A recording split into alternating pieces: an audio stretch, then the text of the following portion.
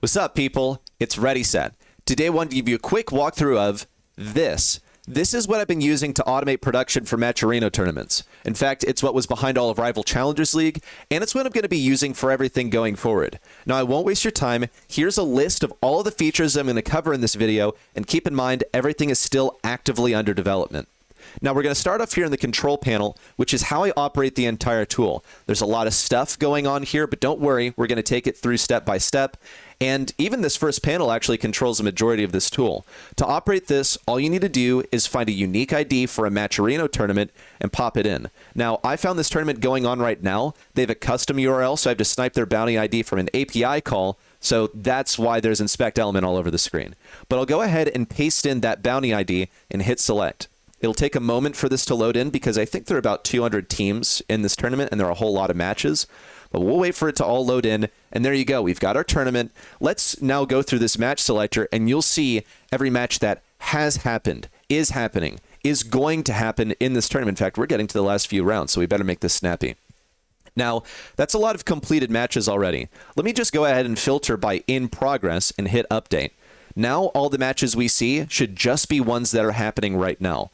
I'll go ahead and select this one that's happening right now, and we'll just go ahead and see how that's affected our overlays. I'll get to our in-game overlay, and I've put up some sample gameplay behind this, but you can see that we have our match scores for this match right here. You can see our game wins represented as tabs, match score up here. Just another few things here. I have this logo for our tournament that's covering up one of the spectator controls, as well as the round number or whatever it may be, you know, quarterfinals, semifinals, and the set number to provide context, but also to cover up this additional control on the bottom right.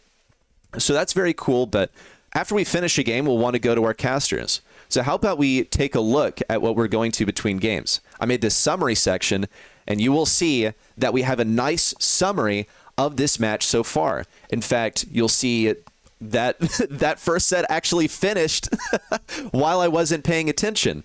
So we have that completed set one. You can even see that they decided to set some Italian brain rot as their team logo. So that looks really funny right there, that animated avatar. And you'll see the scores, as well as the fact that they were actually playing on Shooting Star in set number 1. You'll see we're going to Pinhole Punt next, but you'll also see on set number 3 that this is represented as a mode icon. So I had to get creative because Matcherino only lets you select a map pool for each set. So I decided that also I should add that the map that is played during that set doesn't get chosen until the match advances to that set. So I had to get creative. When there's more than one map in the map pool for a set, I just represent it as whatever modes are going to be played during that set. And this will split down if there are more modes that can be played during that set. It'll split in half, in thirds. Literally as many game modes as there are in Brawl Stars, it can fit them all. It will split indefinitely. But these guys are going to Pinhole Punt next. Let's take a look at how that last set went for them, because we have a stats section. And here's our stats screen. You can see you've got the scores at the top. I should add that those team logos are pulled from Matcherino as well. If I don't like those team logos, I am able to override them. And if they don't have a team logo, then I can just set one of my own as a default, which happens automatically, of course. But you'll see their stats from this last set, since they just played Shooting Star. It shows the objective as this bottom stat, and that adjusts depending on whichever game mode was played. So if it's Brawl Ball, it'll be how many goals were scored. Since it's Bounty, it starts. Hot Zone is going to be zone percentage captured. You get the idea. So that's our stat screen. How about draft? Because I think they're in draft right now. They just finished up that last set. And yeah, we're in the draft scene. So you won't get to see the cute little animation that happens when the band comes in, but it's nothing special. They slide in. You can already see that they're grayscaled, and they're also flipped on the right side of the screen so that they're facing the ones on the left side of the screen. I just thought that was a nice little detail. But that stuff came in automatically when we weren't even paying attention. We've got another pick coming in. And yes, that is the hidden feature that is under development, is I have 3D renders of the brawler models as well as the animations coming in whenever a brawler gets selected. Now, there's some more polish that I want to add on to it. Sometimes the brawler model doesn't load in too quickly, you know, some timing issues. There you go, perfect example. Jae-Young also is absolutely tiny. So that's another thing that I need to adjust, but that's why it's an experimental feature. In fact, I didn't even intend to have it on for this walkthrough, but I guess you get to see it. You also see that I've got the gadgets and star powers over here. I think they look nice. And those are animated as well. So during final preparation, they'll flash when a gadget or star power is changed so that a caster or a viewer can see when the build is changed, because I think that's really important. But you've gotten to see the exciting stuff here. And yeah, look, you've got an animated GIF as their team logo. I mean, they set that. You may have also noticed for the Brawler model, I threw some shadows on it, so I think that looks really nice. Though, I must give credit where credit is due. I want to give a shout out to the people at Gusco Studio, so Gustavo Barros, 8virus, and all the folks who work there, because they've just been absolutely amazing in getting me these game assets, which would have taken me just so long to get myself. Okay, I've spent long enough on the draft scene, and I think it's time for us to move on. Now, keep in mind, all of that I just showed you is only controlled by this first panel. That's just insane to me, honestly. But let's move on to the next thing, which is a very simple camera controller. So this is really easy to use. I just pop in a link from video.ninja. I'm going to come over here where I've set my OBS virtual cam just as a sample source. I'll copy that link, and I'll go ahead and paste it into our blue camera source, and I'll do the same for our red. Now, to select which player is going to be on that cam, you select from that team. In fact, it's dependent on which match you have selected. I'll say Riz Angel because I like it. Oh, actually, Xeno has a rat in his name. I do like that. Oh, and you also saw the swaps happen in the final preparation. You may have noticed also some build changes. I wasn't paying attention. But let's select the second player. Let's say it's Andreas because he's got a crown. And now we'll head over to our camera scenes. Now, keep in mind, they're going to be default camera scenes. Because, yes, I don't have a real camera to show you. But, yes, and you've got also the team logo as well as the name of the player. Really nice. It's the same exact thing for the red team. In the future, I want to add some animations, like a little lower third that slows in, because that is a lower third, just needs to be animated. I'll come back to the draft scene to show you. And, yes, also you see the stinger transitions. We commissioned them from a wonderful designer named Diego. But yes, I can fade into the cams because we don't need to be looking at the map for the entire draft time. We want to be reminded that there are real players behind these brawlers and, you know, they're competing for real life money. Okay, there's a real life aspect to all this. So that's it for our cams. And we're now into really the last couple of features of this all. And this is really exciting. This is the stuff that I'm most pumped to tell you about. I guess with the exception of the brawler models, because I didn't intend on showing those initially. Not in this video, because it's unfinished. But let's connect some automation to OBS. So we'll hit connect. Oh, there we go. Oh no, it failed to connect to OBS. Okay, give me a second. Okay, we're back. That really sucks because I wanted to do this in one take, and also because there wasn't even an issue at all. I just thought there was. That was from the duplicate instance of OBS that I have to record all of this, where I mistakenly left the WebSocket server open. So we're connected now to this WebSocket server on OBS. Now we can start talking about replays. This is a really simple replay system. I'll first go in game also just to, you know, collect some footage. And I also need to enable the replay buffer on OBS. So I've done that now, and now I have a button that'll let me save replays on my Stream Deck. So, you know, I don't know, is that worthy of a replay? Probably not, but let's go ahead and record it to the replay reel.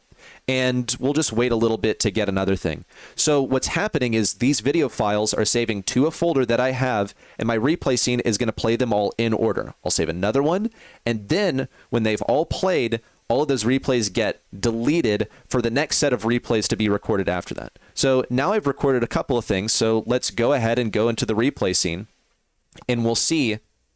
There we go. Some timing issues because I do have so much open on my computer right now, but the replay system is working. It's under development, everyone. There's our second replay, and we'll wait for that to complete. You know, playback's a little laggy because I do have like two things of OBS open, and it's an older computer, but we've got it. I forgot to tell you that it by default transitions to the SAT scene, but if I set this in scene to something else, let's say I set it to, I don't know, let's go to the 2-box summary, and we'll come back in game to record a different replay, but I need to wait a little bit. Congratulations, Chuck, on getting 0 trophies for your second place. We'll save that as a replay. How about that? We'll come back to the replays. Hopefully no timing issues this time, so it looks all nice. There you go. And Chuck is celebrating. And then when it's finished, it should go to the 2-box summary like I said it over here. And there you have it. Our 2-box summary is ready. And there are timing issues because I have so many things open. But you see the concept. And now we can start talking about the last bit of automation, which is the winning scene animation.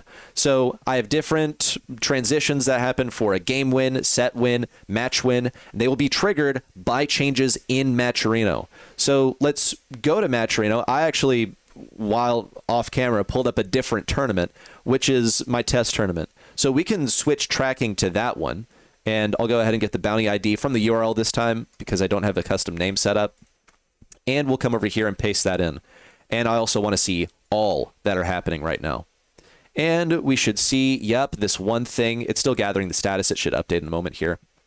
Oh, and you'll also see a terrifying amount of sets here. I have it best of 7. But now you can actually also see the full breadth of what the match summary section can do, where for a set that like doesn't have any scores in it just yet, it is going to show you the map that is played there, like plain and simple.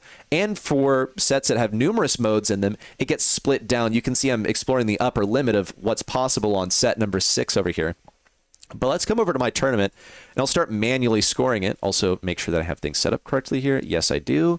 And now I will start manually scoring some things. So let's say that Cerise Centipede took the first win, and you will see the game win comes in, and the transition happens. I really, really love this. It goes to their cam scene, but let's say, you know, actually I don't like that so much because I don't have cams for them, maybe. So I'll go ahead and set the winning scene to the 2-box summary. How about that?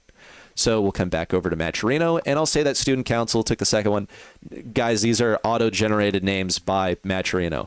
Game win, and our stuff comes up. Holy timing issues. But once again, you see the concept. I have way too much open on my computer right now. And let's get another one in here. Let's say that, Student Council wins because it's my team, and of course it would. Oh, and the transition doesn't happen because we're already in that scene. But let's go ahead and score a couple more things. Like, we'll do this. Our scene transition should happen to the summary. I'll just set it back to the winner scene. How about that? Because that's how I usually have it set up. Let's say that Student Council took the second one. We'll get our transition. Oh, I guess I didn't properly update it. Oh, never mind. It's just my computer's fighting me now. I've shown you too much. And we'll get one more win in here. How about Cerise Centipede takes it? They should get the set victory. There is a little bit of delay for Matcherino as well. We got our set win, and bang. You saw it was different, and there is one for the match win. I'll just go ahead and trigger a test event so you can see it, because I don't feel like manually scoring 7 sets. Let's say that, I don't know, red team took it all. We'll test that. You get a match win transition, and there you have it. I wish there had not been timing issues at the end, but I actually only have so much time to film this whole showcase. So what you get is what you're getting. And also, of course, I'm working on refining things in the long run. But that is the full walkthrough of everything that goes on in my automation. I think it's a whole lot of fun. I hope you enjoyed watching it. I particularly enjoyed seeing Italian brain rot on my screen during the brawler selection phase. If memory serves, that was Trallalero Tralala being chased by Bombardillo Crocodilo. Don't ever say I wasn't hip and cool and in the know. But that's all for today. Thank you so much for watching. I'm going to have more updates in the future. I just had to go through everything here because I wanted to set the scene for like the future dev vlogs. Thanks, everyone. See you around.